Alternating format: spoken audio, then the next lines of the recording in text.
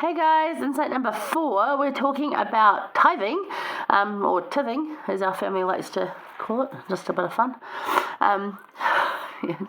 Tithing. So, how would you even explain tithing? So this is in verses 7 to 12.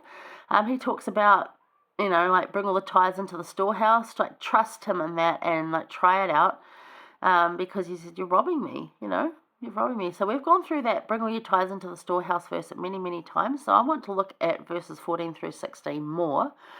But God's people have always been commanded to pay tithing. Why do you think that is? And does he actually need your offering? Does he need that? Does he need your money? Does he need your 10%? No, he doesn't. This is the God of all creation. This is Jesus Christ that created the world. Like, he doesn't need stuff from you. So what is it about? So tithing isn't about money or stuff. It's about loyalty and conviction with God. Again, it's relationship. It's that you gave me 100%, I'm going to give you 10% back in thanks. It's that I recognize the greatness of what you've done for me and what the opportunities I've been blessed with, and I'm grateful for that. If you're doing it to get stuff back, like the cosmic vending machine that we've talked about that came up at conference a few years ago, you don't put stuff in waiting to get stuff back. You will be blessed, absolutely, because it promises you in verse 10 there of chapter 24 that there will be not room enough to receive it. And I've seen that. I've got so many blessings.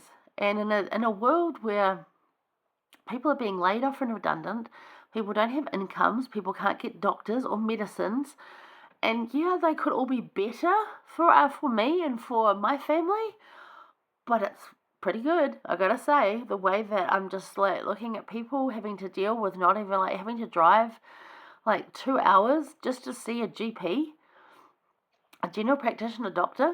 I'm like, that's harsh. Like, if you're sick, that's not good.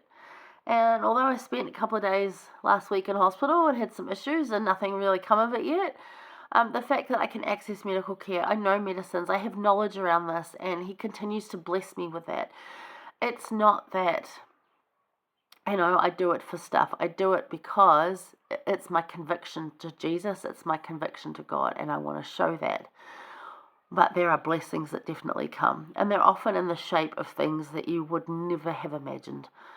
But there is definitely not room enough to receive it, and I get to share that, and that's the best part, is when I have so much blessing that I get to share it and help others. But anyway, let's look at 14 through 16, because this is like, we look at rich people and they think they have it great. So let's have a look at these verses.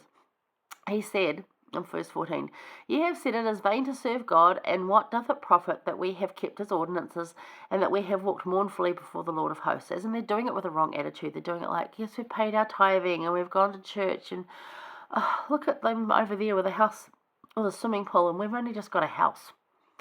Wrong attitude. I would love a house with a swimming pool. I can't afford that. But you know what I do have? A house with water in it. Like in a good way, through plumbing. Not just like a big puddle on the lounge floor. Like, I actually have a house. So I'm pretty grateful for that. And I can cool down. And I have other ways of cooling down. And do I have a pool? No. Do I need one? No, not really. And even when I had a lesser house, I was just grateful for somewhere to live. Because I've been homeless before. So we're talking again about abundance. And abundance for me is actually having enough. And I have more than enough. I get to share it, as I said. It's really cool. All right, 15. And now we call the proud happy. Yea, they work wickedness, that they are set up. Yea, they tempt God, are even delivered. And they that feared the Lord spake often one to another, and the Lord hearkened and heard, and a book of remembrance was written before him for them that feared the Lord, and that thought upon his name. It's, do you get to know me eternally? Are you doing it for stuff, or are you doing it to get to know me? That's what it's about. How are we better off paying tithing? It's not that we're going to suddenly be rich, or that we're doing it for stuff, as I said. No. But we have a relationship with God, and that's recorded for a much longer period than this earth is. So while we can look around and say people have got a lot of stuff, and they're doing really well, like, I'm happy for them. That's great.